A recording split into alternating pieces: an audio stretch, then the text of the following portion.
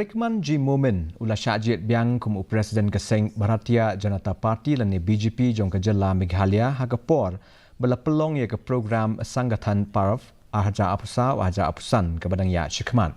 Ka jong rakhi ai khublei kala long Hapoh ke office Rikman jong ke Seng BJP hakane ke nongba.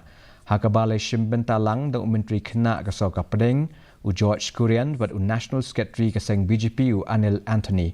Hakane ke program la pembenar ru ya ke kerteng jong uba Elhek uba Sanbor Shulai bat jong uba Ernest Mauri kum ki dekhot jong kan National Council.